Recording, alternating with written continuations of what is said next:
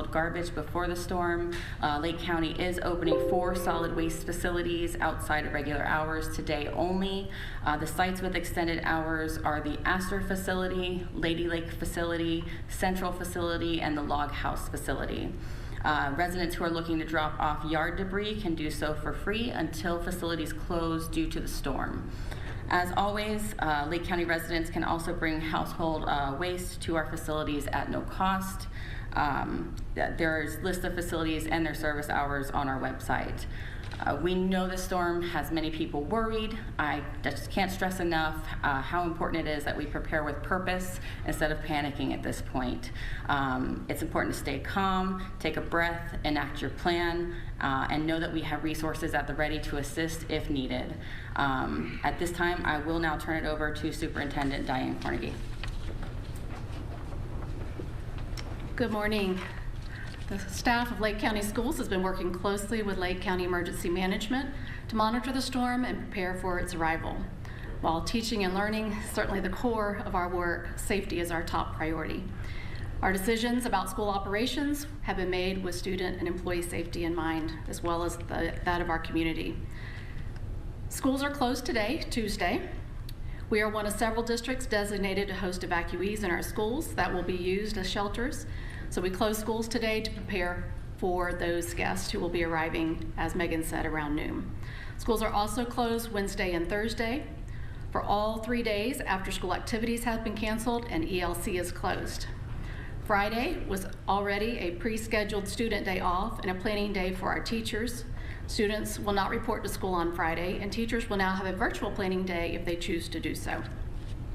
We will use Friday as a time to assess any damages and begin restoration efforts if needed.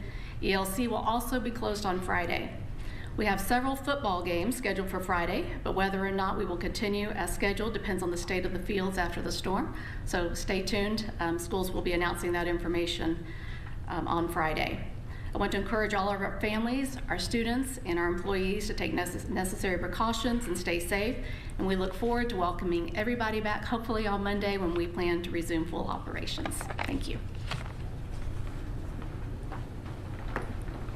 Well, good morning. Your Lake County Sheriff's Office stands ready to assist our citizens through this storm. When it comes to our citizens here in Lake County, they're second to none, supporting public safety and cooperating with us. That's what we need through this period of time. We're all hands on deck, ready to go. We have our disaster response teams that are strategically staged across our county. We are asking our residents by midday tomorrow to please have everything that you need done to be off of the roadways. Post-storm, same thing. If you can stay off the roadways, please allow us time to get out there. We have inmate work crews that are going to be assisting with Public Works to cut and toss any debris. Obviously, we start with the major roadways and work our way in, but it will help us tremendously if the roadways are clear until we have a chance to do that. We are listening in to Lake County officials giving their Hurricane Milton briefing. However, I did want to pivot. The White House just releasing some statements made by President Biden. He has now canceled a trip to Europe as the White House and FEMA continue to monitor Hurricane Milton. So I did want to play back those remarks he made just moments ago. Let's listen in. As you know, I put out a statement this morning. I'm canceling my trip to Germany and Africa. We're going to try to work those out later, but I just don't think I can be out of the country at this time, number one. Number two, we're going to stay focused on what's ahead of us right now. I've been briefed by the senior leaders of this administration and who are driving up preparedness for Hurricane Milton, which could be one of the worst storms in 100 years to hit Florida, and continued efforts on Hurricane Helene. I've directed this team to do everything it can to save lives and our communities, help our communities before, during, and after these extreme weather events, and that's being done. That's being done. I've spoken to all the political leaders in the region, some of them more than once, and I've told them anything they ask for they can get. We've given, and we've gotten overwhelming response, positive response from everyone from the governors of Florida up to North Carolina. And mayors, leaders, local have expressed their sincere gratitude for the work of FEMA and for the work of my entire administration. Now, I've also surged thousands of federal personnel on the ground across the Southeast already and deliver every available resource as fast as possible. And my priority is to increase the size and presence of our effort. And as we prepare for another catastrophic storm about to make landfall, you know, I've been in constant contact with our director of the National Weather Service, Ken Graham, who's kept me informed the last several days what to anticipate. You never know until it happens, but he's very, very engaged. He made clear to me just how dangerous this storm is, indicating that winds had reached up to 180 miles an hour. 180, that's not guaranteed it's going to hit the shore at 180 miles, but they've reached up to 180 miles an hour. And a possible storm surge as it hits the coast of Florida of 15 feet, which can be devastating.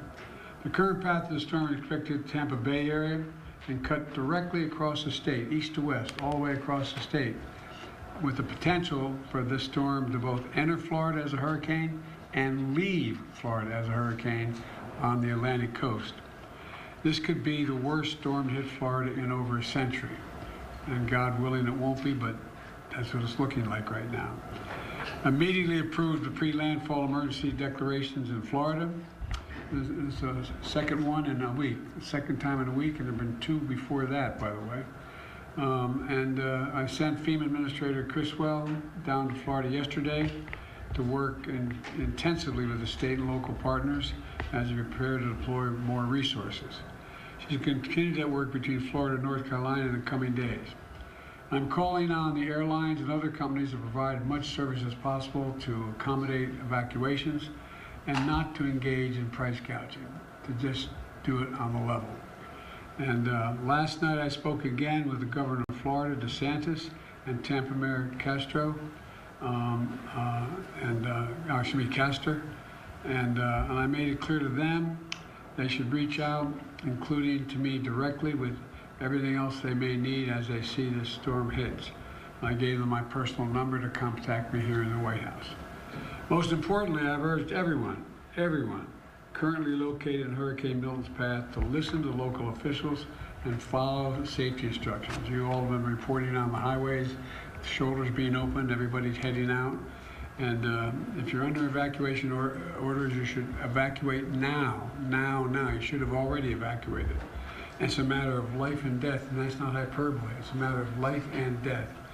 So let me add that FEMA has provided 300 ambulances to move people who can't move themselves out of healthcare facilities. And while we prepare for Hurricane Milton, we're still surging resources in North Carolina, Georgia, South Carolina, Florida, Tennessee to respond to Hurricane Helene. And it's real. The impact is still there. And we're going to leave, we're not going to leave until the job is done. It's going to take time, and before it's all over, it's going to take tens of billions of dollars to get it done. And Kamala and I are keeping all of you in our prayers out there. There's a lot of people. The good news is, just before we called you in, I received information that the number of missing persons has been significantly reduced, lost from the first hurricane. But we'll have more information on that later. So that's the situation, and we're not going to leave till the job is finished. It's going to take a while. Sir, what's the risk of political figures sharing misinformation during this time? The past prologue is real, but the fact of the matter is, I think we have, I've been able to contact all the governors. They are sticking up for what they've asked for. They're pointing out that they're satisfied with everything they're getting. But I can't speak for others on the internet. And I mean, just, look,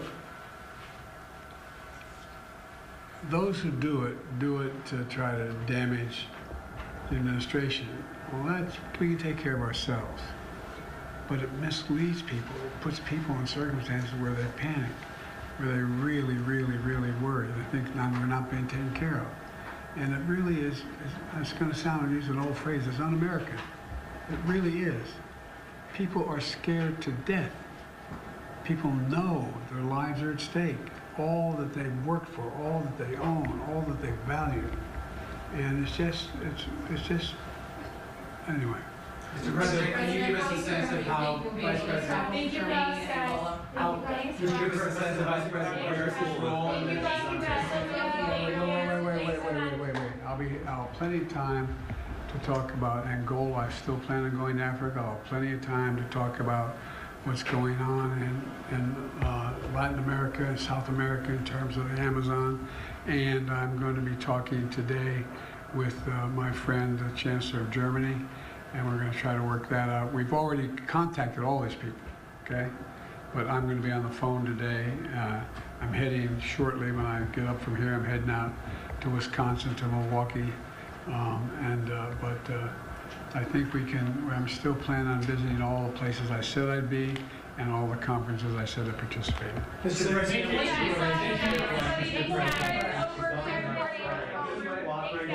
as far as everything you'd like to do. The governor of Florida has been cooperative. He said he's gotten all that he needs. I talked to him again yesterday, and I said, I said, no, you're doing a great job. It's all being done well. We thank you for it. And I literally gave my personal phone number to call. So I don't know.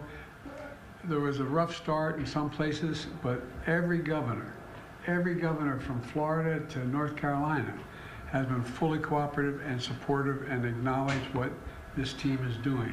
And they're doing an incredible job. But we got a lot more to do. So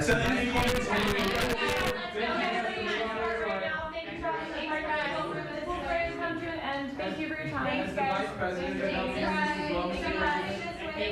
Thank you, press. Let's go. Thank you, press. Thank you, press. Over. Thank you, guys. Thank you, press. Thank you, folks. Thank you, press. Thank you, Randy. Thank you so much. Thank you. All right, so that was President Biden answering and delivering remarks about preparations for Hurricane Milton. The White House sharing his remarks that came just moments ago, saying that he did speak with Florida Governor Ron DeSantis and that Florida does have all the assistance and support needed as they continue to clean up and recover after Hurricane Helene and prepare for Hurricane Milton. Meanwhile, I also wanted to share this with you. This is a statement that the FEMA administrator gave as she visited Pinellas County ahead of Hurricane Milton. Quote, "Now we are facing what could be the biggest storm to hit this side of Florida and directly into Tampa. I need people to move out of harm's way. I have plenty of funding to support the ongoing efforts for Hurricane Helene and the preparatory efforts and the initial response efforts for Hurricane Milton. Nobody needs to worry about us not having enough money to support that. And no money has been given to any other department or agency from this fund. It is purely dedicated to support the life-saving needs that we need to do. And that's what we're going to do as we go through this." And so you can see that FEMA Administrator Deanne Criswell responding to rumors of misinformation that FEMA has been reallocating some of its funds for immigration. She denounced that in that statement, saying that all of the funding goes to those life-saving needs. And she was specifically speaking about Pinellas County right there as she visited that area ahead of Milton, coming up at 12:30 p.m. Eastern time. So in just about 45 minutes or so, I am going to be speaking with the public information officer with Pinellas County as this county is anticipating getting the brunt of the storm. We are going to step away for a 2-minute break here on Live Now from Fox. I'm Stephanie Quinnew. We'll be right back.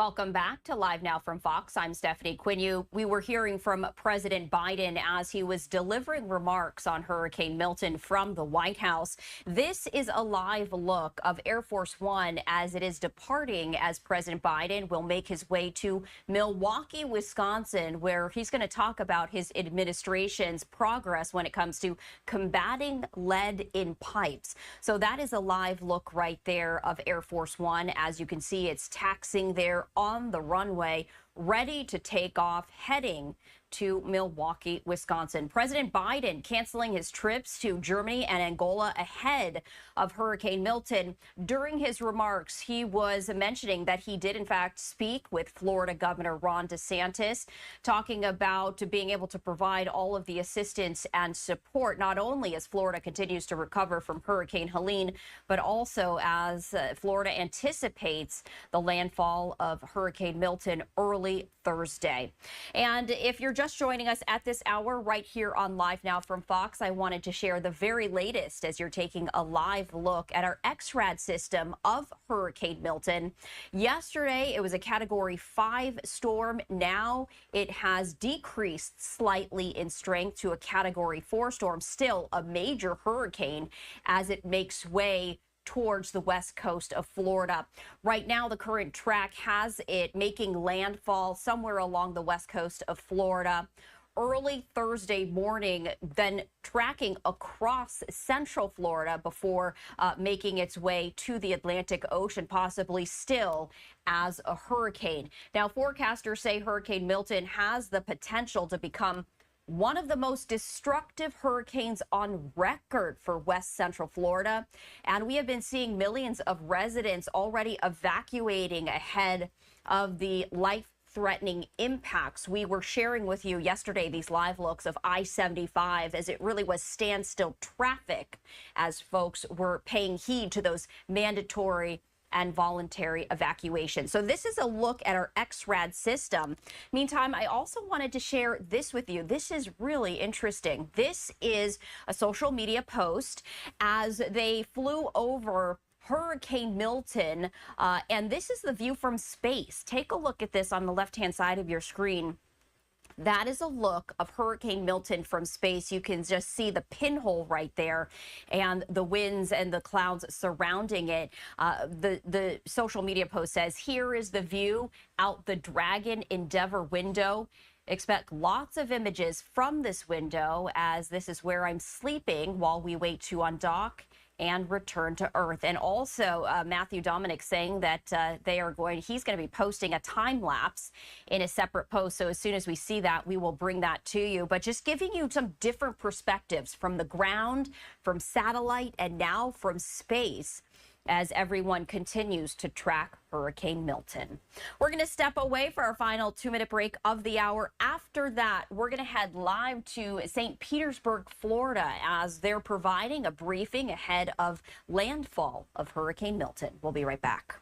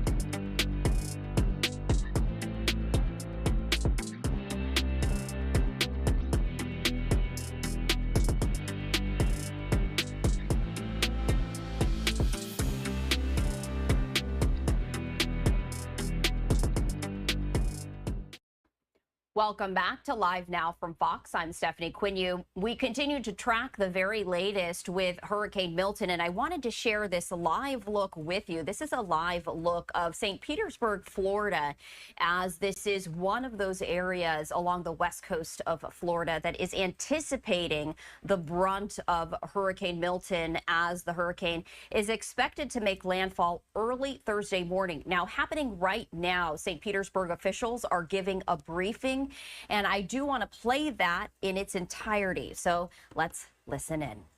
There is a risk related to some of the construction cranes that are operating in our city. Due to tower crane height and design, there are 4 construction sites in the downtown St. Petersburg area and Gateway that are susceptible to the anticipated high winds forecast for the approaching hurricane. This means residents near those 4 construction sites are at risk for those cranes malfunctioning during the storm. The 4 construction sites within the city are at 400 Central Avenue, 275 First Avenue North, 1000 First Avenue, and 101 Main Street.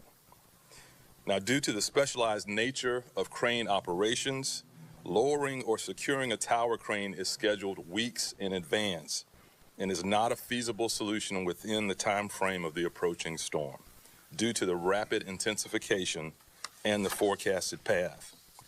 Now, while these cranes will be weather vaned, which is the safest way for them to operate during a storm, we want residents in the surrounding areas to be aware of this potential hazard.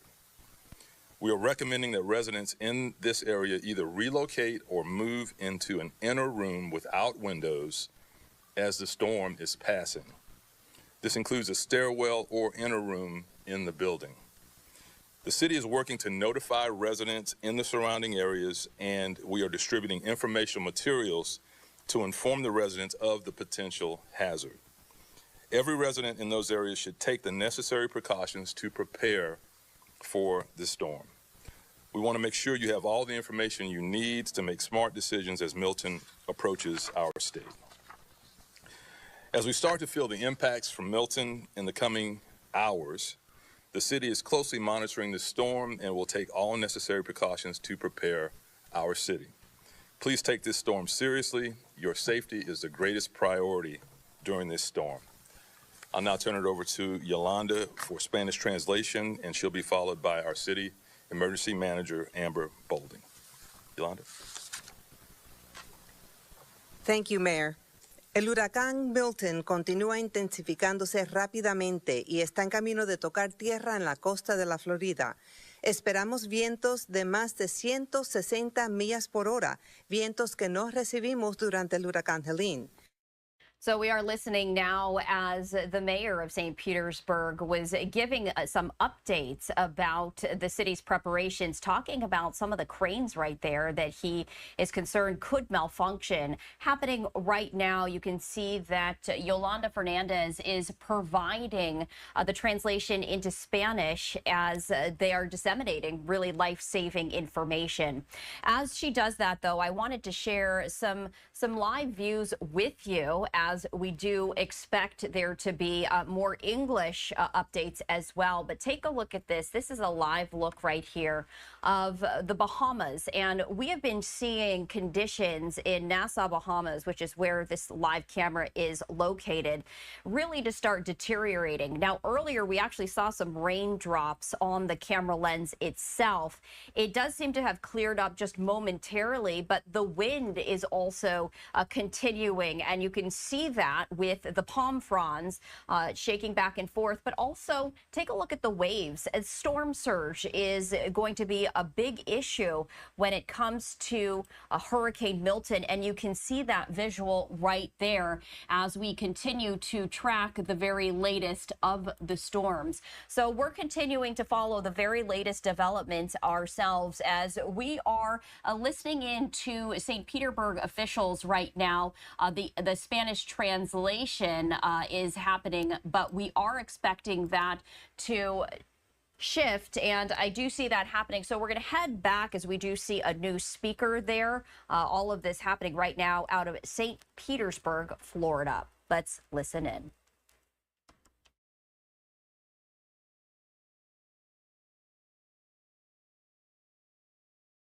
evacuation order that's been given and gotten themselves and their family to safety. For those of you who have not left yet and you're in an evacuation zone, you still have time. However, that window is closing. Please make your final preparations at your home and make your way to a shelter by tomorrow morning. Visit disaster.pinellas.gov for the latest open shelter locations, or you can call the County Information Center at 727-464-4333. Hurricane Milton will make landfall as a major hurricane somewhere near the Tampa Bay area. I want to caution everybody to focus too close on these small shifts that we see. Tampa Bay remains in the cone and very close to that projected center line. So on its projected path, Tampa Bay, St. Pete could see the northern eye wall of that storm, and any type of wobble could bring the storm right back over our city, just north of our city, which is that worst case scenario, or it could take it a little further south. We just don't know, and we have to prepare for that scenario of what the National Hurricane Center is telling us, is that of that 10 to 15 feet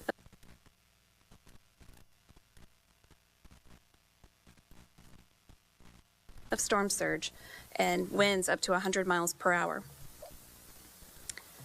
I just want to remind everybody, once we get through this storm, with these high winds and this flood, we're going to see impacts like we've never seen before here in Tampa Bay. And I want to caution everybody, to be safe once we get through the storm. We don't want to go out. We don't want to sightsee.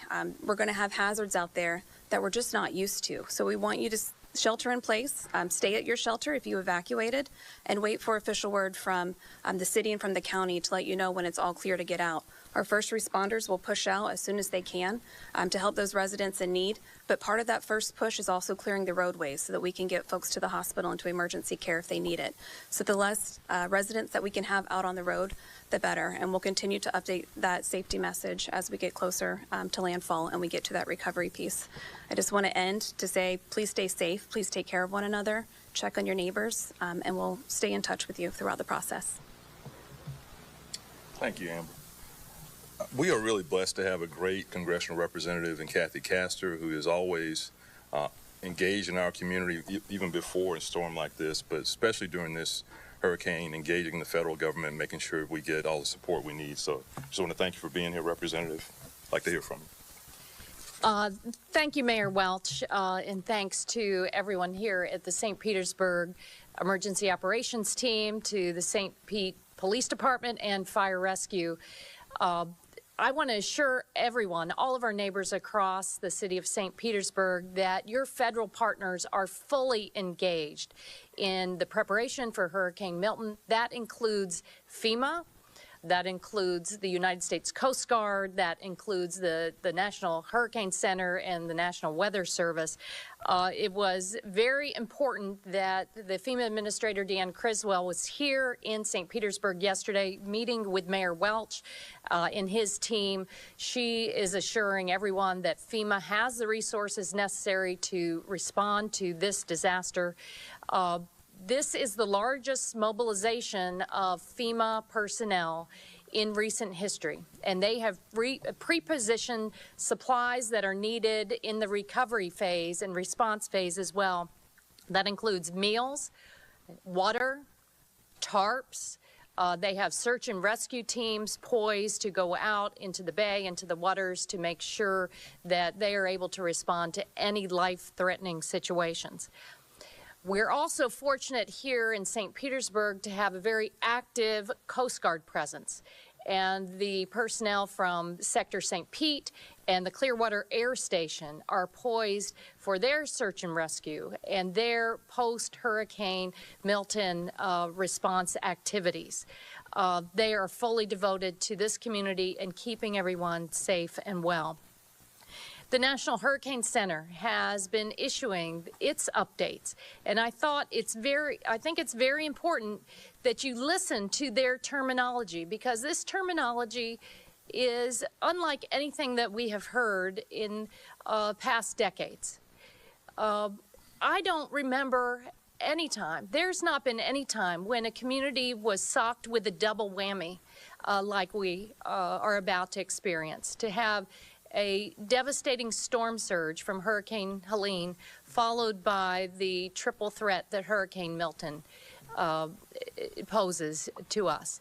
The National Hurricane Center is talking about that. Hurricane Helene was a devastating surge with little rain and not a lot of high winds. But this is the triple threat that we have feared for decades and decades because it involves storm surge, it involves flash flooding, and it involves high winds. The National Hurricane Center emphasizes that Milton is expected to grow as it approaches the west coast of Florida. It will approach as an extremely dangerous hurricane with a large destructive storm surge that they call life-threatening. So follow all of the local authorities. Listen to what the City of St. Petersburg and Mayor Welch are advising about getting out of your evacuation zones. The National Hurricane Center is advising that these will be devastating hurricane force winds. They advise to protect life and property now. You have a rapidly closing window to predicting heavy rainfall, flash urban flooding that will all combine to increase the overall threat. And Mayor, I have to say I'm a little bit concerned because I've heard from some people this morning that they think it will be okay if they're on a second story of a building. They think, well, after the storm surge of Helene, if you were in an evacuation zone, but you were able to get up on the second and third story, you're going to be safe. I think that that is a colossal life-threatening error. Do not put your life at risk, because the National Hurricane Center also advises that after this catastrophe, large portions of the Tampa Bay area are going to be uninhabitable. You're not going to have power. You may not have other essentials. The time is now for you to evacuate. Take this storm seriously and listen to Mayor Welch and the St. Petersburg Emergency Response Team. Thank you.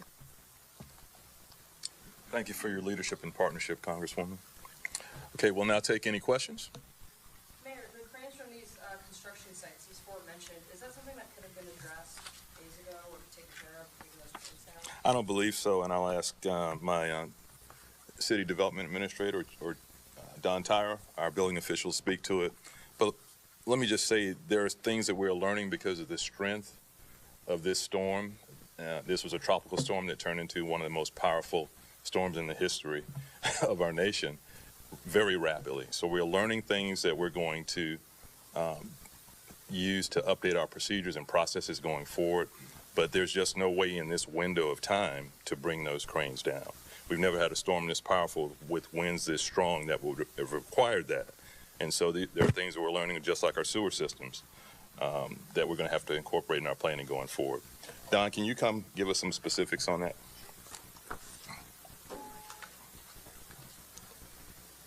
Good afternoon. Can you repeat the question? Sure. The cranes at these construction sites, that could be a risk to the buildings around them. Is that something that could have been taken down days in advance? How long does it take to take these cranes down?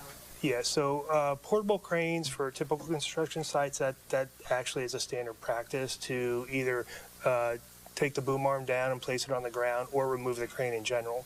For the high-rise construction, the tower cranes, they're basically fixed in place and they're erected. The crane basically builds itself as it goes vertical. Some of these cranes in the downtown area are 500 to 600 feet tall. And it usually takes about a week to plan any kind of crane jump or disassembly type process. And it's a specialized crew that performs that work. So with a storm approach, it wasn't even a hurricane, a week ago. So it's very hard to plan for that in advance. What's your name and title? My name's Don Tyra. I'm the city building official. What are the winds need to be like for it to pose a danger like that? Well, there's 4 construction sites with tower cranes on them. Each crane's a little different with their design wind speed for the structural integrity of it. 3 of the cranes are rated for 145 mile an hour winds. One construction site, they have 3 tower cranes and they're rated for 110 mile an hour winds. And we have to be careful about that's every storm when it approaches the hurricane, we talk about the sustained wind. There are gust cycles in those storms, and the 3-second gust speed is really what could be a contributing factor. Remember, those winds only are very close to the eye wall, so we're looking at the cranes being a potential hazard if we basically get a direct eye impact in St. Pete.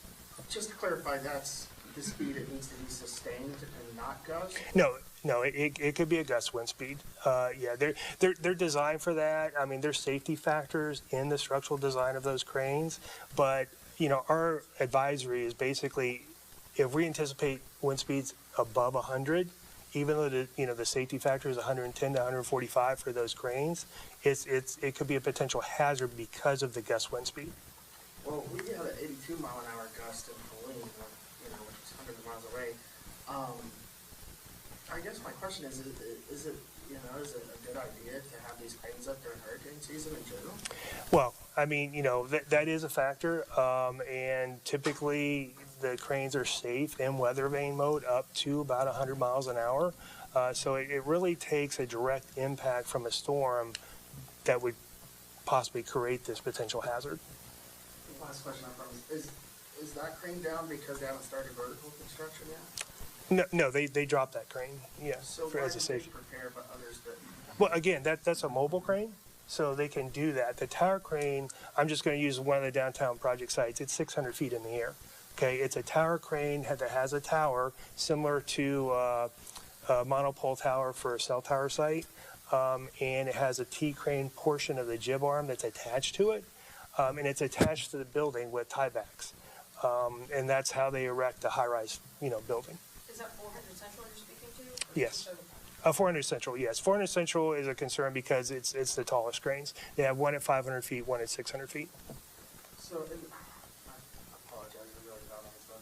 If one of those fall, what's that process like? It seems like it would be quite the ordeal. It's variable. I mean, we plan for the worst case scenario, and that's why we're advising people to, shelter in place, go to an interior room. If you're living in an adjacent high-rise or mid-rise building, those are typically like the stairwell or the elevator core of the building. It would sustain any kind of impact, like that. And it's really just trying to be safe. Now, they don't have to, shelter in place there for the entire duration as the storm approaches.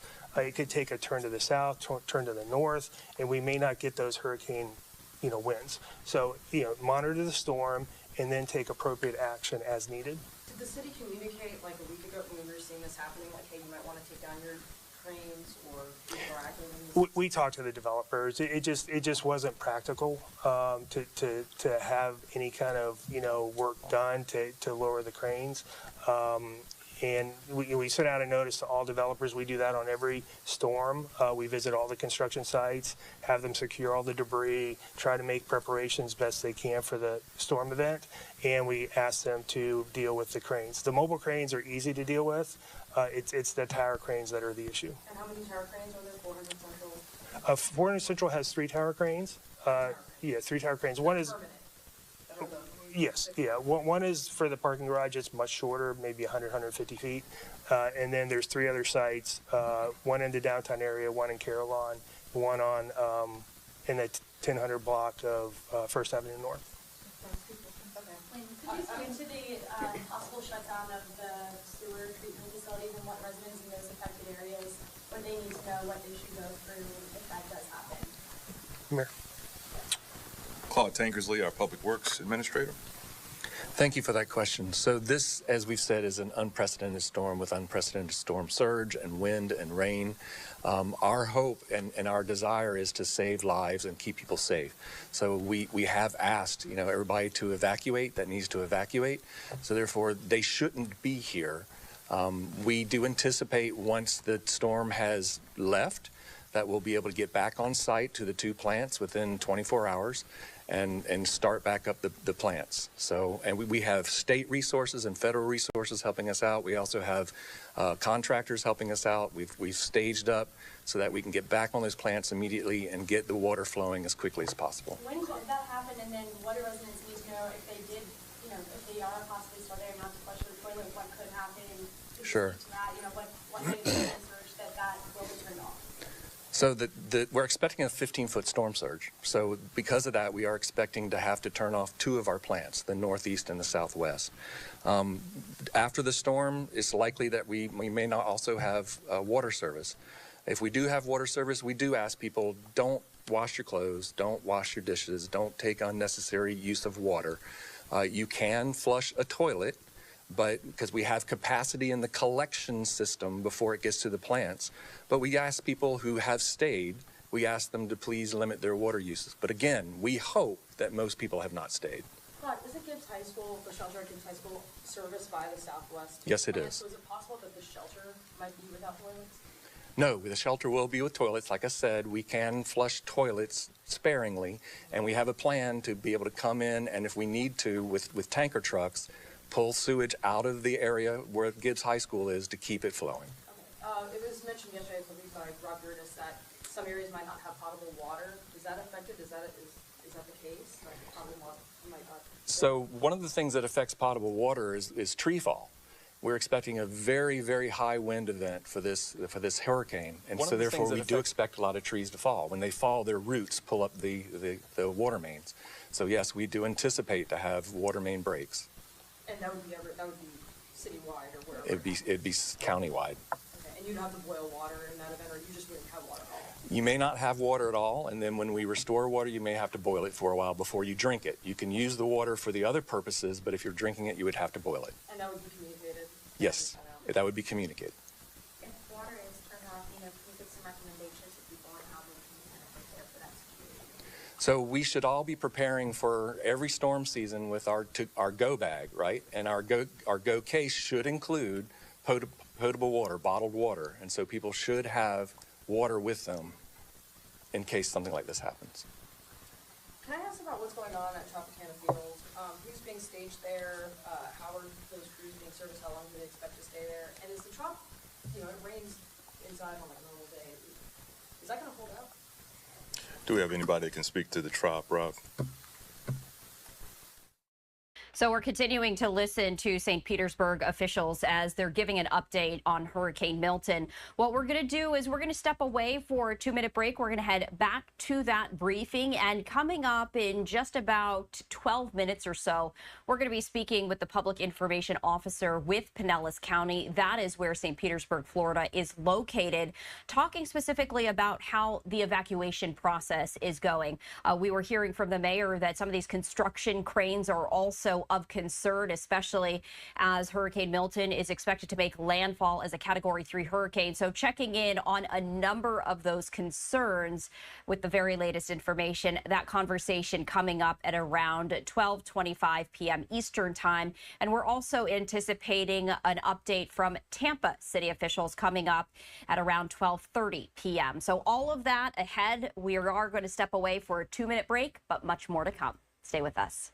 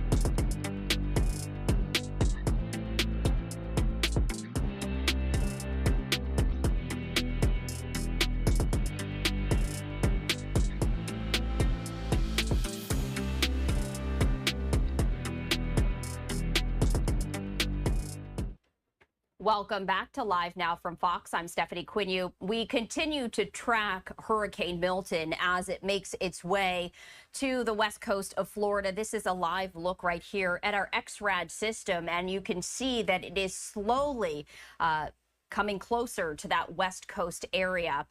We are going to be checking back in with St. Petersburg, but we did also want to let you know that we are monitoring a number of other events happening around the country and around the world. I wanted to share this live look with you.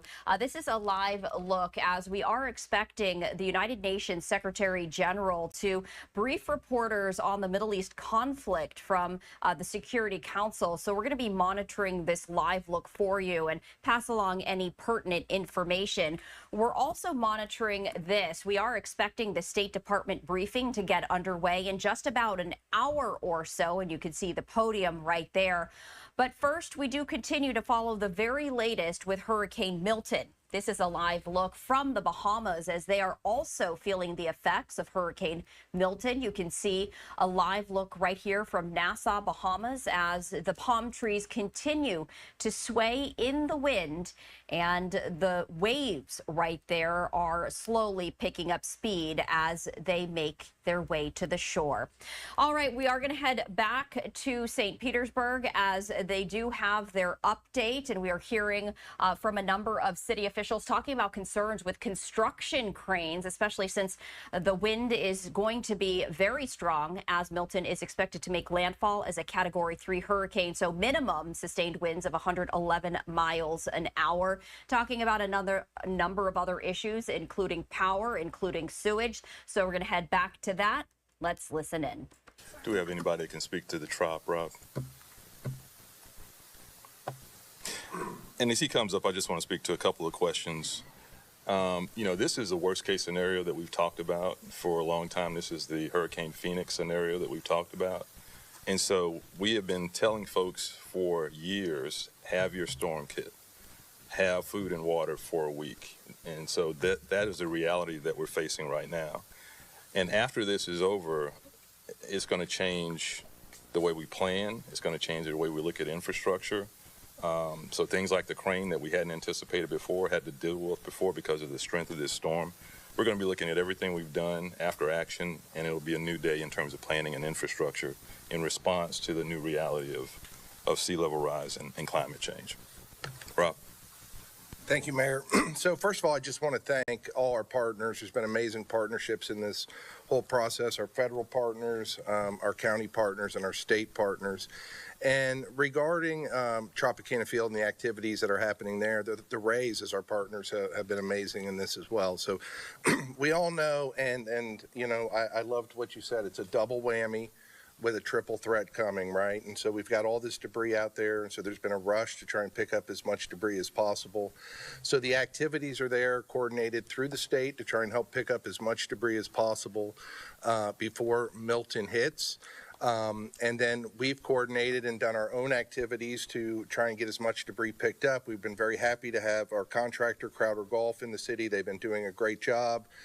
We opened up our own DMS at amazing speed thanks to our partnerships with the state and their help at the Raytheon site, so we can have individual private haulers and individual citizens come to the Raytheon site. And now we've also added a new program for private individuals who can haul truckloads to the Raytheon site to help us remove debris.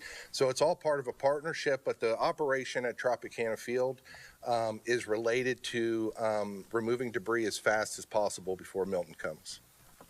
Can you give us a ballpark? And I know it's probably a long shot, but has 30%, 50% of Helene's debris been picked up? I can't give you a number, Mark. I'm sorry. I mean, it's been all hands on deck, pick up every piece of debris that we can before the storm, and we just haven't had an opportunity to calculate that on a tonnage basis. So It was said yesterday that, where the debris being picked up hasn't been tracked yet, or how much hasn't been tracked yet. The contractors are from Alabama and out of state. How do they know where to go then?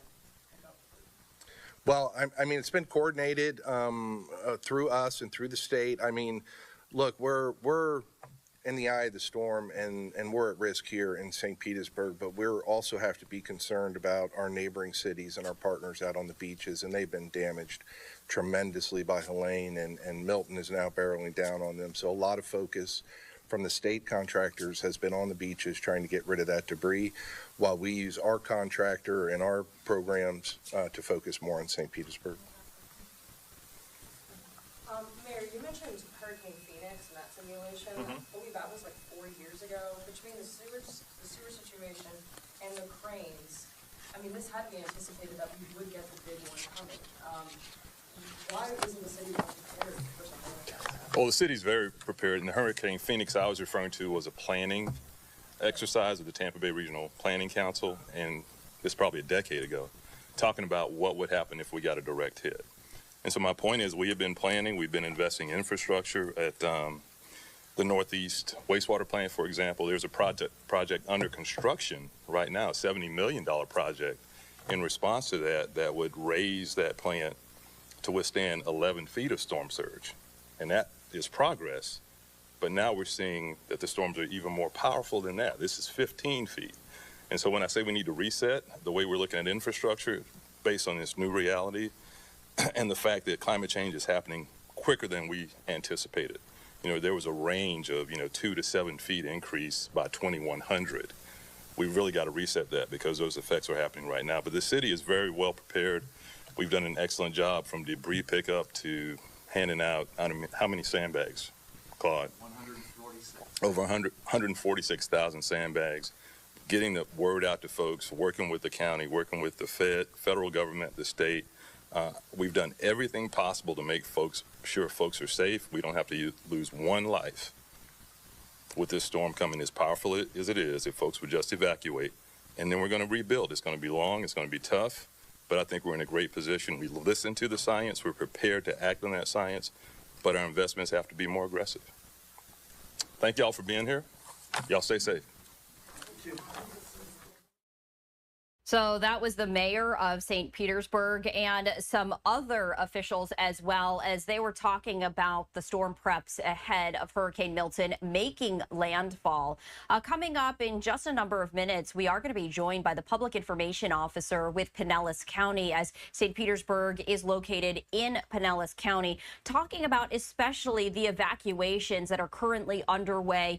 Many people in those mandatory evacuation areas. And we were hearing from officials as they were saying that they really are going to be very strict about these mandatory evacuations. Many people within the mandatory evacuations for Hurricane Helene decided to ride the storm out. They're saying that Hurricane Milton could be the most destructive hurricane ever to hit the area, and they want to make sure that everyone stays safe, which is why they really are going to be putting those into place. So we are going to take a 2-minute break here as we do anticipate the public information officer to join. We're also continuing to monitor a number of other live events, and we continue to dip into our coverage with Fox 13 Tampa and Fox 35 Orlando. So we're going to get to all of that coming up in just 2 minutes. Stay with us.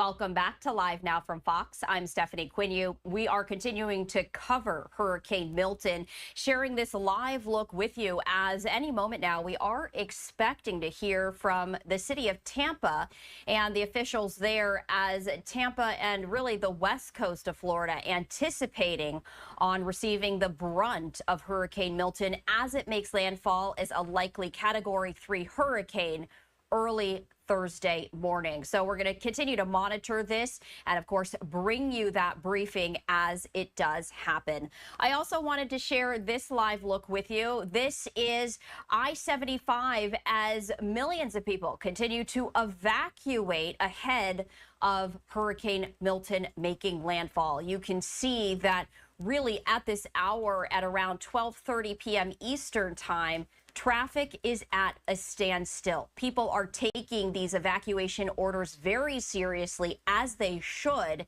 as officials have been saying this could be the most destructive hurricane that the west coast of Florida has ever seen. Storm surge could be up to 15 feet and 15 inches of rain as well. So this is one of the many traffic cameras that we do have access to. You can see that it continues to pan, but this is a look just really to give you an idea as to how seriously folks there along the west coast of Florida are taking it. And it's not just the west coast that are taking it seriously, because as we have been sharing, Central Florida also will be receiving Hurricane Milton as a hurricane. Now, it might be downgraded from a Category 3, but it will still likely remain a hurricane as it makes its way across the peninsula of Florida. So that is a live look there at our XRAD system. And if you're just joining us at this hour, I did want to give you the very latest information. As forecasters say, Hurricane Milton has the potential to become one of the most destructive hurricanes on record for West Central Florida. Millions of residents are continuing to prepare for life-threatening impacts. They are evacuating the coast ahead of Milton's arrival early Thursday morning. And this is a live look once again at I-75 northbound. So folks making their way from the west coast of Florida to safer ground right here. And Category 4 right now, I should say. But yesterday, Hurricane Milton was a Category 5. So still catastrophic as a Category 4. And it will likely continue to weaken to a Category 3. But still, some of the biggest areas of concern include a deadly storm surge, destructive hurricane force winds, and flooding rain. Now, over the weekend, Florida Governor Ron DeSantis declared a state of emergency for 51 of the state's 67 counties. And on Monday, President Biden approved the state's pre-landfall emergency declaration request, which authorizes the Department of Homeland Security and the Federal Emergency Management Agency to coordinate all disaster relief efforts and to provide appropriate assistance for required emergency measures. So what we're going to do now is, as we do anticipate speaking with the Pinellas County Public Information Officer, Dave Connor, we're going to step away for another 2-minute break. We're going to get his live shot situated as we continue this conversation. Stay with us.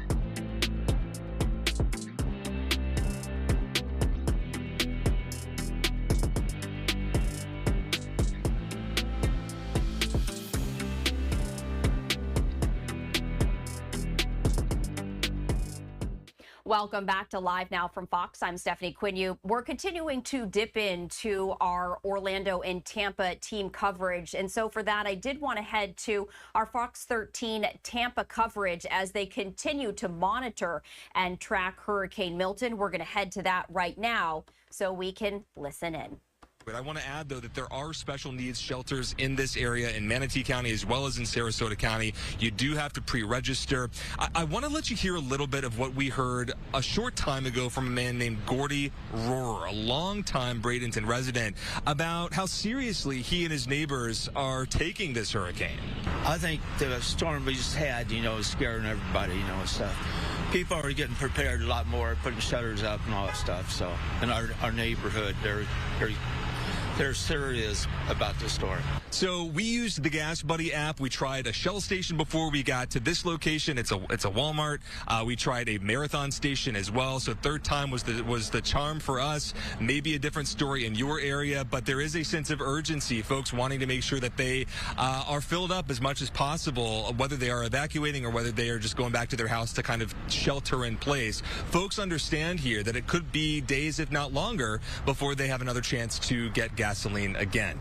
In Bradenton, Matthew McClellan, Fox 13 News. Thank you, Matthew. This is new video into our newsroom out of Port Tampa Bay. We spotted a line of gas trucks waiting to load up so they can ship out to gas stations and help them restock.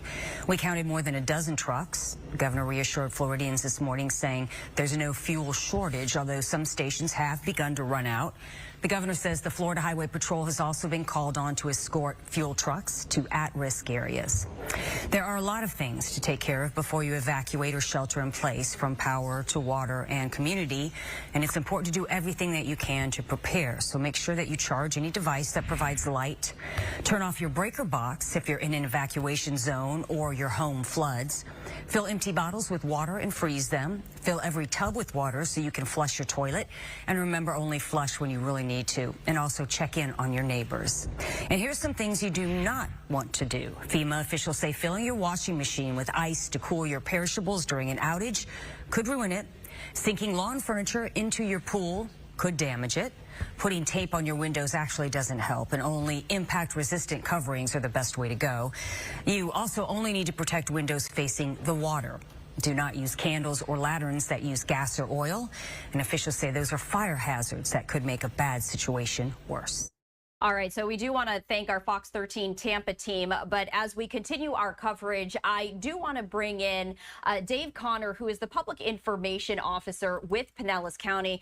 Dave, thank you for taking the time to speak with us today. Of course. So we have been taking a look at some of these traffic cameras as millions of people are evacuating the west coast of Tampa. And I wanted to ask you how those evacuations are going. Many under mandatory, many under voluntary. How is that process? Yeah, well, as hopefully many in Pinellas County know, we've ordered a mandatory evacuations for zones A, B, C, and all mobile homes. From what we've seen so far, it's going pretty well. A lot of people are taking this threat seriously. We've been visiting a lot of the areas impacted recently by Hurricane Helene, and many residents in those areas are leaving. What we're really focused on trying to get the point across today is to those folks in those zones A who may not have had damages from Helene, or in B or C, because all suggestions indicate that this upcoming storm is going to be a lot worse, both with more storm surge and with a lot stronger winds that are going to start impacting us tomorrow morning. And I know that the concern is that if people don't heed those evacuation warnings, that officials cannot guarantee their safety, as of course emergency responders also have to make sure that they themselves are safe. Absolutely. You know, we are going to try our absolute best. During Hurricane Helene, we had 500 water rescues. So our crews and other responders went out 500 times to rescue people's lives. In addition to that, we had 12 deaths just in our county alone. There were several more across the Tampa Bay area. There will come a point in every storm, and especially this storm, where you will call 911. They'll answer as best they can. We will not be able to get you right away. We will follow up as soon as conditions are safe to do so. but it's really important for folks to get out now if they need to, and not get stuck in that position. And we were listening just moments ago to St. Petersburg officials as they were saying some people who are on the second story who may have survived Hurricane Helene think that they can do so. But even if you're on the second story of a building, that storm surge could be 15 feet high. That's enough to get into the second story. That is true. And another thing for folks to consider if they live in apartment buildings even is we are expecting long and widespread power outages, sewage outages. We're not currently planning to turn off the drinking water to parts of the county, but there could be system impacts too. So, if you live on the 5th, 6th, 7th floor of a building, you may be out of that storm surge way, but it may not be a place that is comfortable or safe to live in for days following the storm. And you bring up such an important point, because even if people think they can ride out the storm, those conditions aren't going to go back to normal for days when you're talking about drinking water, when you're talking about the ability to flush your toilet or take a shower, when you're talking about power outages. It's better to get out now so you don't have to deal with all of that. I did want to ask you, just in terms of the timeline, Pinellas County still recovering from Hurricane Helene. When it comes to the timeline that you anticipate with Hurricane Milton, what does that look like for recovery? Because I know that efforts are underway to just remove all of the debris that's still been left over by Helene. Yeah, and there's a lot of information out there. It can feel very overwhelming. So everything we're talking about today and all the future recovery efforts to come, people can follow at disaster.pinellas.gov. It's updated almost hourly as we get new information about this storm. But to your question, we are part of a very broad team effort right now to try to get as much debris off the streets, off the barrier islands, off our impacted communities as possible prior to this storm coming in. To be frank, I don't think we will get all of it before the storm comes in, but we are doing our best. And when the impacts of the storm stop and leave this area, probably sometime on Thursday, the first thing we're going to do is we're going to get our public works teams out to make sure the roads are clear and safe, rehang any traffic lights that have fallen down, clear trees. And then we're going to start going back into a fresh damage assessment to see what infrastructure needs to be restored and how we can clean up.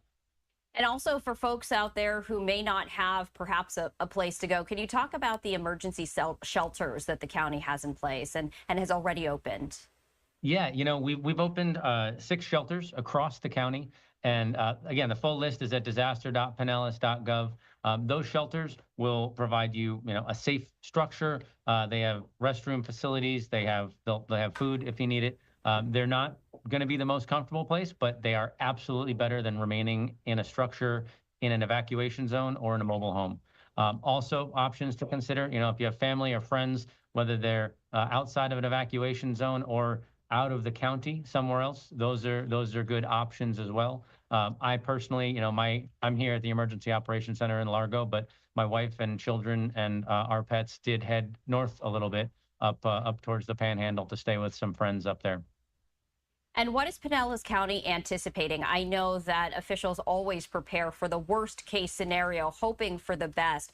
But at this point in time, when we are hearing about storm surge and flooding and power outages, what are you anticipating on the county level? Well, just like everybody else, we're looking to the National Hurricane Center for their forecast of the storm surge and the wind impacts. I can tell you that here at the Emergency Operations Center, we have dozens of partners from every agency that would be working with us, ranging from the Florida National Guard to the State Department of Emergency Management. We've got Duke Energy in here, our own utilities folks providing potable water to the county in here, and we're expecting some long power and infrastructure impacts, but we're prepared. We're here to respond as we can. Dave, before we let you go, is there anything else that you would want to pass along to our viewers? As I mentioned, disaster.pinellas.gov is the best resource. If you don't have access to a phone or if you have questions that you can't find on there, our County Information Center is currently open 24 hours a day, and that's 464-4333. And of course, in an emergency, 911 is always available as well. All right, Dave, we appreciate you taking the time to join us here on Live Now from Fox. Stay safe. Thank you. And once again, I wanted to share this live look of I-75 northbound. As you can see, traffic at a standstill. This is a live look that we have been seeing for hours, for 24 hours, I would say, as folks are paying heed. They are taking these mandatory and voluntary evacuations very seriously, as they should. We were hearing from Dave Connor, the Pinellas County Public Information Officer, saying that the county themselves are taking this very seriously. We are going to step away for a 2-minute break here on Live Now from Fox. After that, we're going to head live to Tampa as city officials have begun their Hurricane Milton briefing. All of that latest information coming up after the break.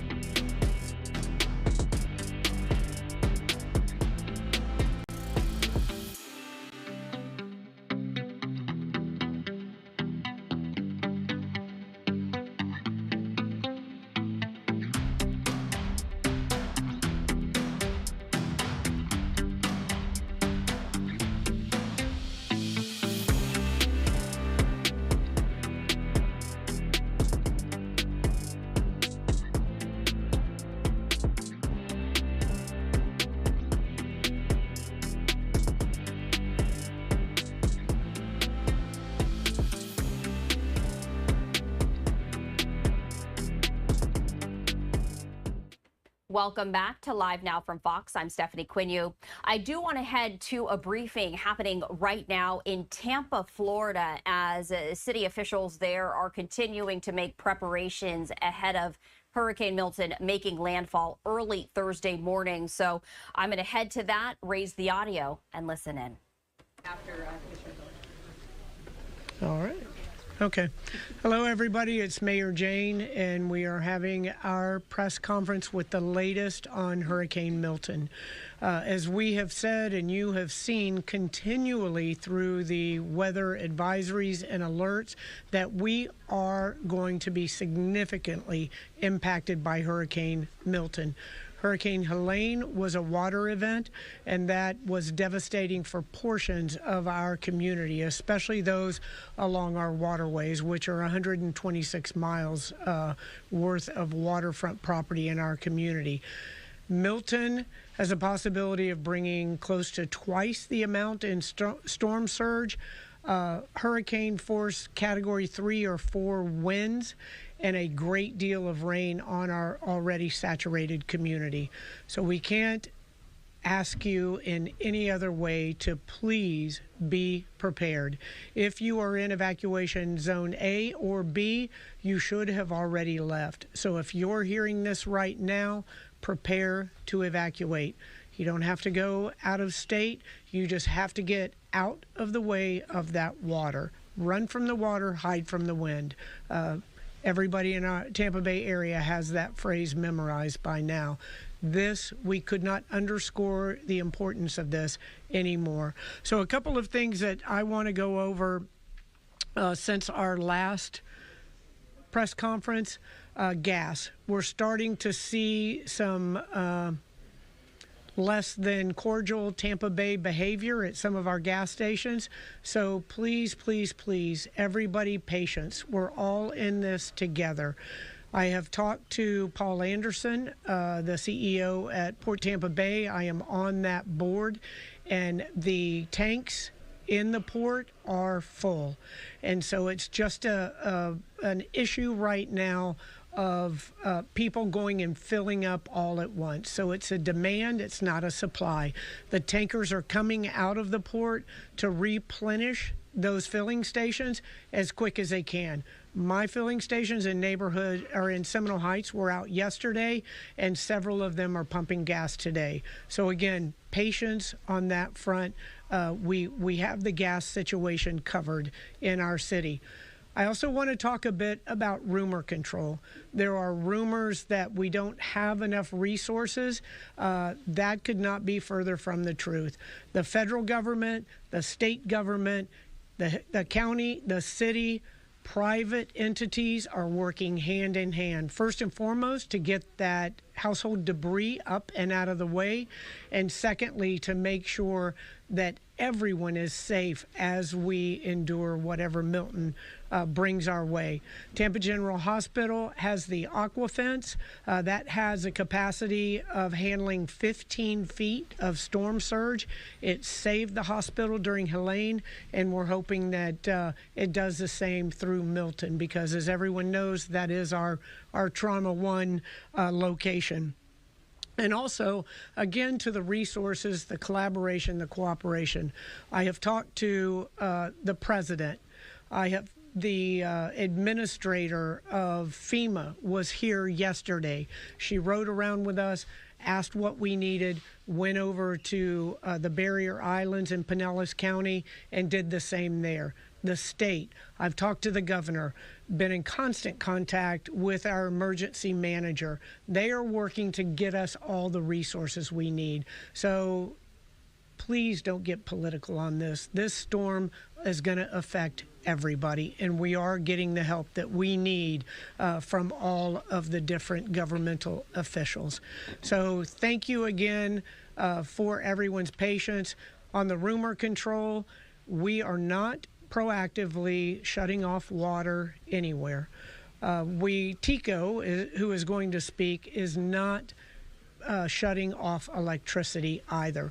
There's the possibility that the storm surge or the wind will knock down trees, power lines, everything else that will affect different services, but we will be sure to keep you informed in a timely manner.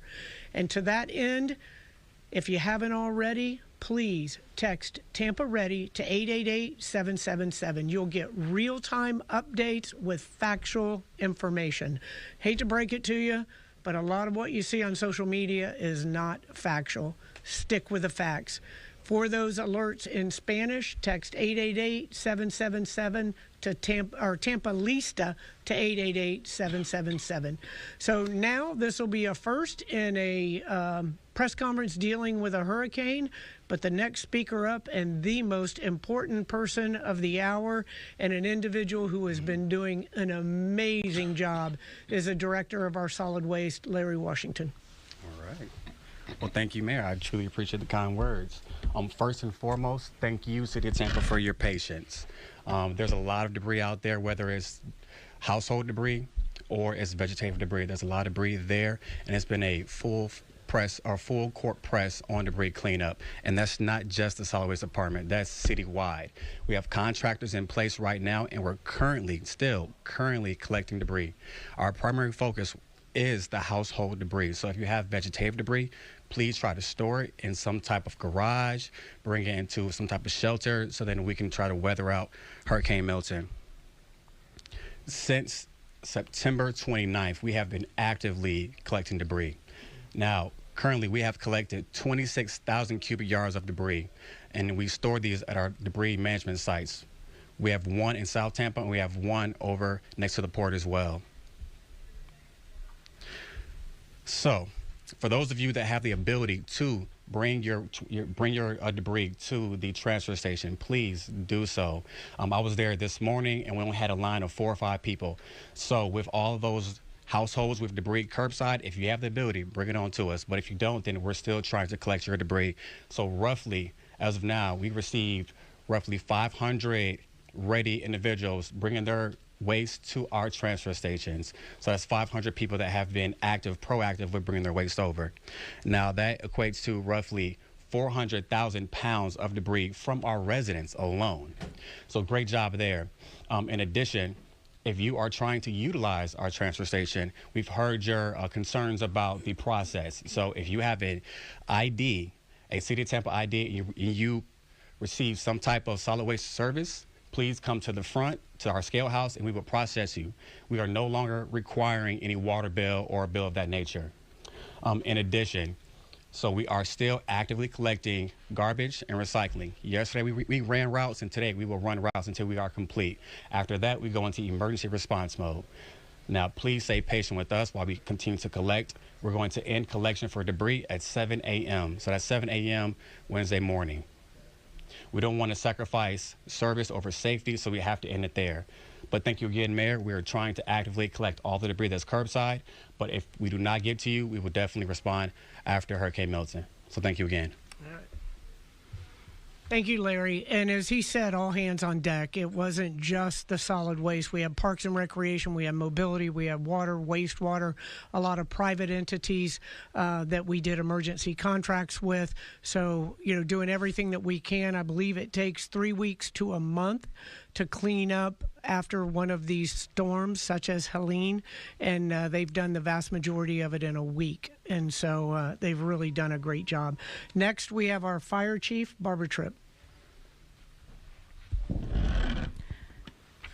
Thank you, Mayor. First of all, we just want to thank the community. Thank you for listening to the local officials when it comes to evacuation. I want to thank everyone who has taken heed to this evacuation policy.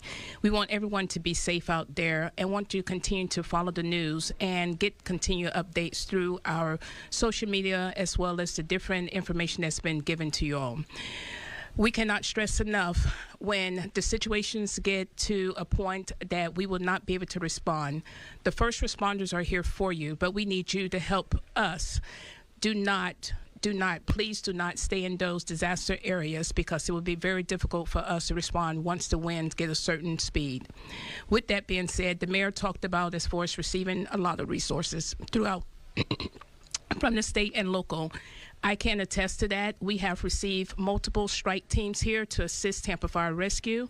We are in communication with the National Guards as well. So we are definitely prepared for whatever Milton is going to bring us, but we want everyone to be safe with that. As we continue to collaborate with all of the local and stakeholders, as she spoke of with Tampa General, we are here to assist, but we need you guys to take heed. The City of Tampa has also opened up the downtown garages to take your vehicles. We continue to talk about electrical vehicles, and as far as hoverboards, scooters, all of that lithium-ion batteries, you need to make sure that it does not mix with water. We ask you to take heed to all of the services, take your vehicles to higher grounds so they will be taken care of. With that being said, we know with this storm, it's going to produce a lot of wind, rain, which cause power lines to go down. Please take precautions when you're approaching any line. Assume that that power line is live. Call 911 so we'll be able to assist. With that being said, the power lines itself will cause some serious danger if you touch it, including up to death. We definitely don't want you all to take heed to those power lines. Power for some residents will be out. No, Tico is here to talk about it, and they will give additional information. But some of you all have generators in which you would put generators into service. We continue to tell you to make sure those generators are operated in a well-ventilated area, not inside your home or garage. Make sure you follow the manufacturer's instructions when it comes to that. If you have any questions, feel free to reach out, text to 888-777, Tampa Ready, all one word, 888-777, to text the word Tampa Ready, and for Spanish, Tampa Lista, 888-777. Thank you, and we want everyone to be safe. And I'll turn it over to Chief Burkle.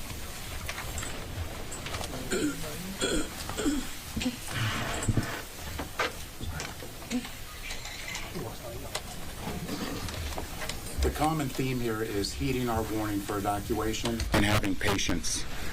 We have an all-hands-on-deck approach. I have every single one of our 1,000 officers out here today. Many of them are assisting with evacuation. I went out to several houses myself this morning, and one in South Tampa. We encountered an elderly female who did not want to evacuate. Hopefully she will evacuate. We've worked something out with her son, but my concern is that there's many more like her out there that aren't heeding our warning. The message that I'm providing them and to all of you all is I cannot send my officers out in the peak of this storm. We will not be able to respond. Our officers need to be safe and sound and ready for our recovery efforts. I want to reassure you all, but I can't reassure you during those peak periods if you're not evacuating. If you're under a mandatory evacuation order, it's mandatory for a reason. Please do that. And when you're at the gas stations, have patience. We don't need to unnecessarily tie up our police officers for a minor disturbance at a gas station. Our officers are going door to door in low-lying areas and assisting. We've never seen anything like this before. This is the storm of the century, and we just need everybody to have patience, to stay safe, and to follow our direction. And for now, I have our Council Chair, Guido Maniscalco. Thank you very much.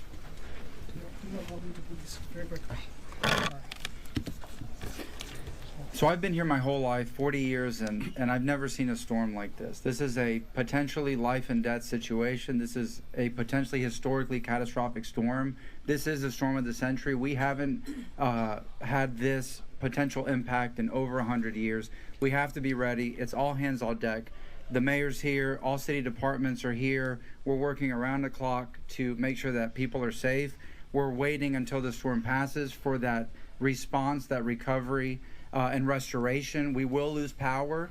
I lose power every time. Many of my neighbors do. Be prepared. There's still time. If you're able to get gas, I know the gas stations are running out and they're refilling. Try to get gas. Try to have non-perishable food items. Have enough water and be prepared, because this could be that storm that we've been waiting for. And what we saw a few weeks ago was basically a sample of what could happen. The wind is one thing, but we also have the storm surge potential that can be devastating. It has been devastating. And so please take this seriously. If you are asked to evacuate and you're in an evacuation zone, please go somewhere where it's safer. The storm will pass. We want to make sure that you stay safe. All residents of Tampa, we are in this together. We are in this to get through this, recover, and make sure that we come out of this stronger and safer. Thank you very much. Next, I'd like to welcome Hillsborough County Commissioner Harry Cohen. Thank you very much, Mr. Chairman. Mayor, thank you for the opportunity to be here today. Just to bring you some brief information from Hillsborough County. To reiterate, this storm is forecast to bring significant threats, including storm surge, heavy wind, and severe flooding. Hillsborough County remains under a state of local emergency with a mandatory evacuation for both Zone A and Zone B, including all mobile homes and manufactured homes across the county. The key word here is mandatory evacuation.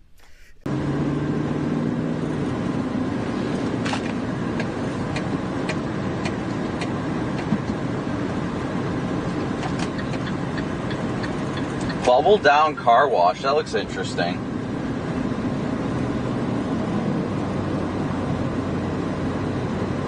Well, good morning, everybody. Hopefully everybody's doing well this morning. I'm going to go meet up with Corey real quick, and then we're going to get scoping some areas out for preparation for today, of course.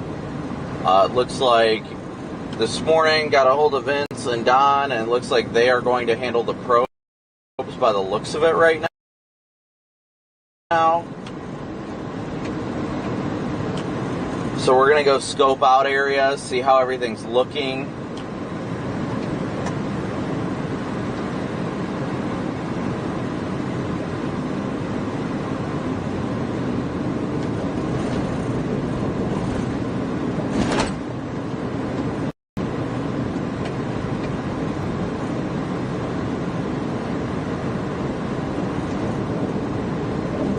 But that's at least our current plans for today. Might as well run to an O'Reilly's and get me a new light bulb, right? Gotta get that taillight bulb.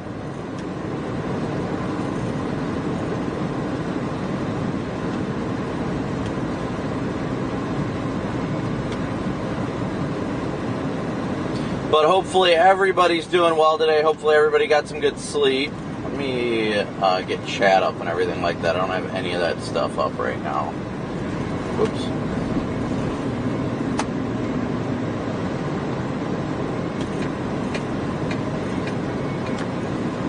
It's going to be a busy next 48 hours, and there is no doubt about that one. Absolutely insanely busy next 48 hours. But again, thank you guys so much for tuning in and smooshing that like and subscribe button. We got 437 likes already. Yes, Brandon is in fact in Brandon.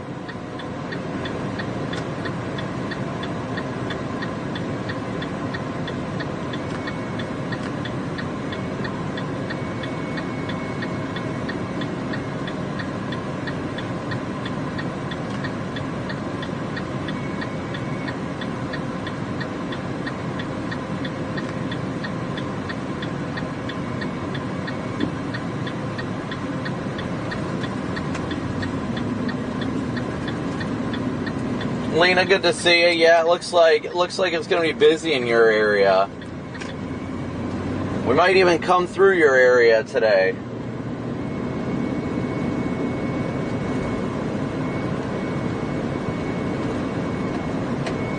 Yeah, I just like to get stuff set up taillight-wise just out of my own OCD, just because of that matter. It's not because I'm worried about getting a ticket, it's because I just like to have stuff like situated and handled. I don't want it to be a problem later, you know what I mean? That's my big thing. Looks like Corey's still sitting in a parking spot over here. This is where we stayed last night, the Homewood.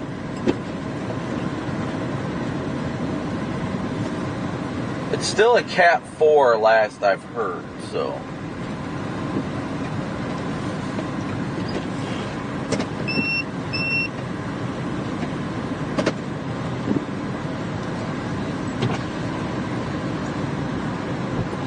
Hello? Alright. So again, yeah, we got to get the chainsaws all ready and stuff like that too. I think this city, ironically enough, Brandon, will probably be deal with a lot of wind out here. Talking to my stream.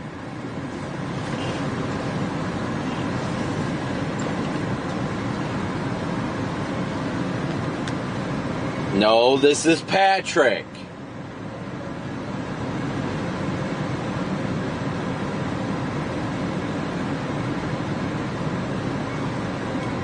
It was, I don't know if I don't think, it's still Cat 4 right now. It never really cycled back up to 5, did it? No? Oh, it is strengthening again? I haven't seen it on satellite yet this morning. Ooh, wee woos.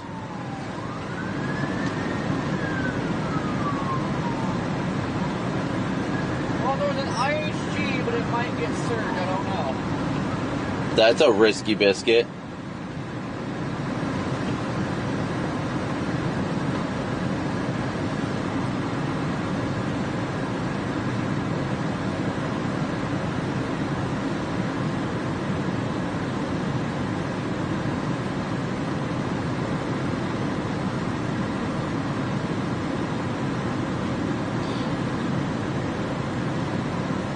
I think we're still looking at an overnight landfall, so...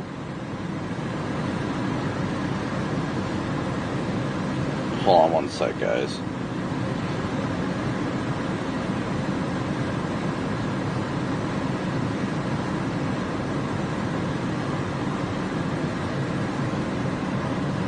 Let's see. So let me make sure all this stuff's plugged in real quick. Oh yeah, that thing is definitely getting a nice eye on it now. Alright guys, let me show you here real quick. Let me plug this in. Just show you guys what we're talking about. This is my first time looking at satellite this morning anyhow. Max winds are at 150 right now, so it's only 7 miles an hour below the threshold, but it looks like it's getting its act together fairly quickly. Yeah, that eye is clearing out in a hurry. But as you guys can see, it's definitely becoming a lot larger of a storm as well.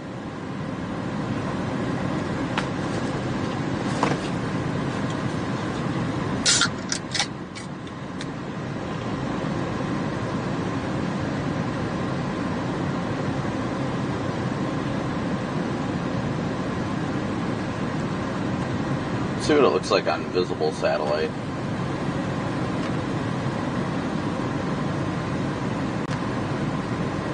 Man, that core is getting wrapped up tight.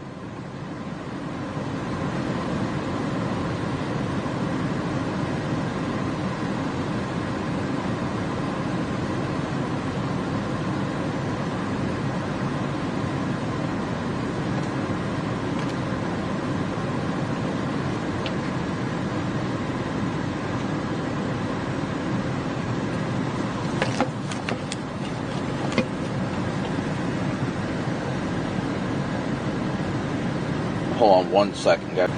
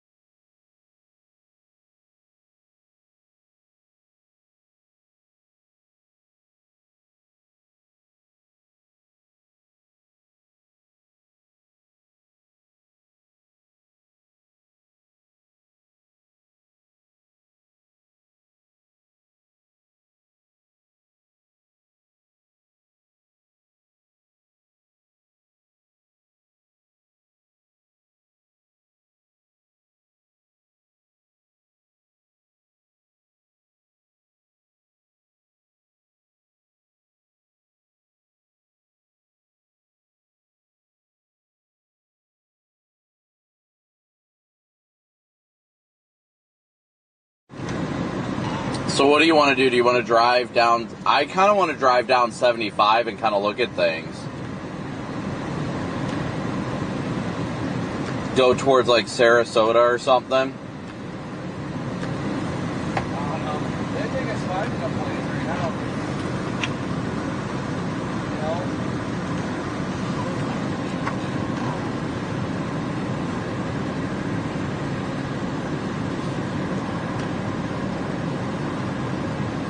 Let me see here.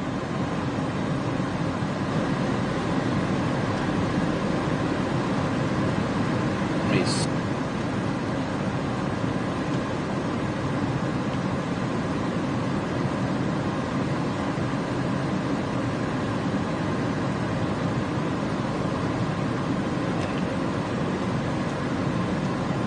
Alright guys, but again, we are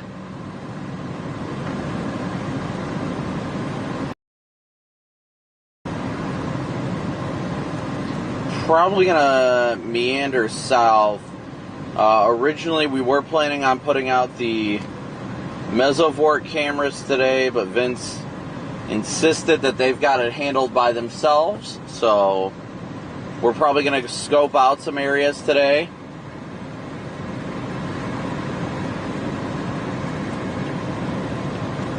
You know what, I think that's what I'm going to do. I'm going to go west across 275, go into Pinellas County, and then go across that bridge over there, see what everything's looking like.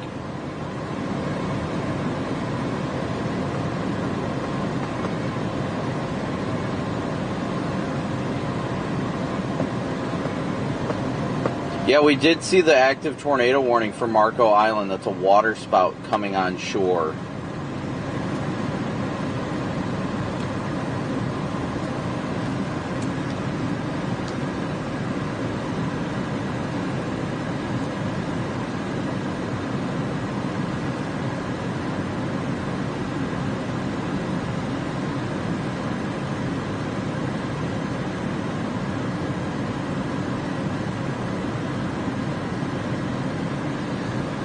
I text Steve. I told him if he's not busy, we'll come say hi real quick.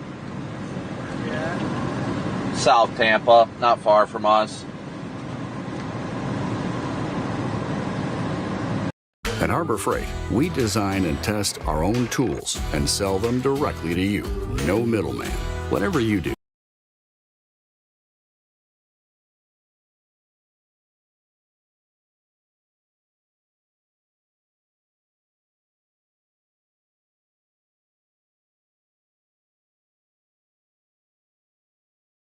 It's a sock. I don't know what episode of Family Guy when Peter's all dressed up with Red Bulls and Chris Road in the background with his package on fire. Is that a current vibe right now? Is that what we're feeling?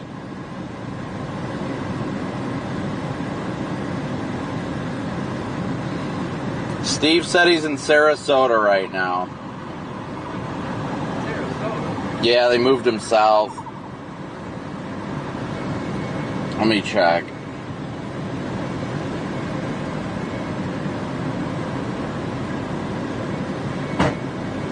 I need a place to do freaking laundry too. Right. Yeah. Yep.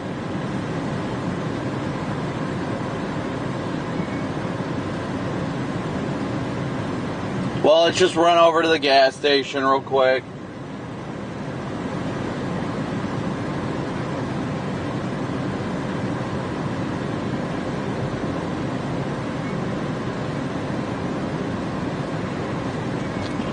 Alright, I don't know what Coach is doing right now.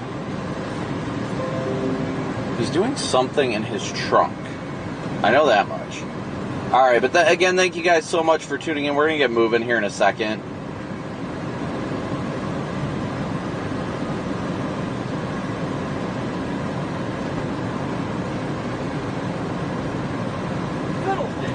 What? I got my fingernail clippers again. I lost them again. Oh no. Yeah, mine have been getting bad. I need to cut mine.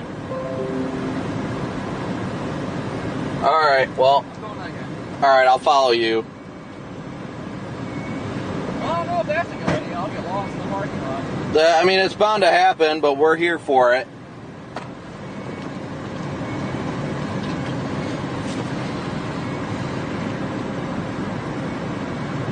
Alright guys, yeah, we are going to go get something to drink and everything real quick. And we're going to try and figure out what exactly we want to do for the day today. Given the fact that Vince and Don kind of jumped on it this morning and decided they were going to go get the probes out early. Obviously that's their initiative, so they did not need our assistance with the probes today. So today's going to be more of a scoping out kind of day. Getting a game plan, making sure we've got our safety routes, having all those kind of preparations in store. That way we can be prepared when it does landfall tomorrow night. That's the big thing, is being prepared for landfall tomorrow night. getting a plan to have an action, especially when it's going to get dark, that's huge.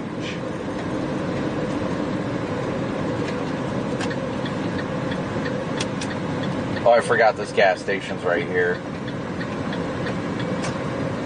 This is a gorgeous area out here, though. I was down here for Hurricane Ian, too, when we were down in Punta Gorda and everything like that. Yes, we are in Brandon.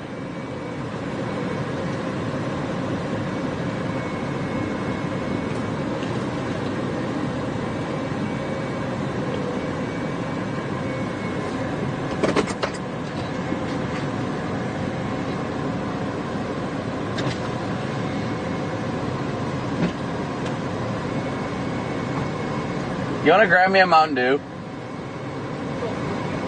I know. It's not as bad, but it's definitely squeaking. Christelle, good to see you. Good to see everybody today. Great to see everybody tuning in and smooshing that like and subscribe button today. We are, in fact, right now we're in the pre-planning stage is the big thing. We're in the planning stages of this. We're going to go check out the areas that we intend to be. That's the big thing. It's a lot of safety measures this time. You want to make sure you know where you're going, where to stay, where the high ground is.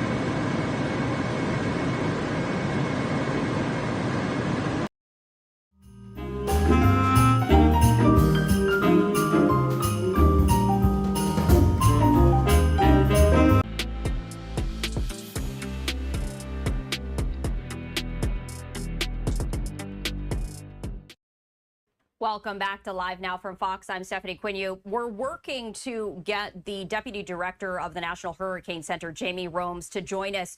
We're having a bit of some audio issues right here, so we're working to do that. But in the meantime, if you're just joining us here on Live Now from Fox, I did want to bring you the very latest as we continue to track Hurricane Milton.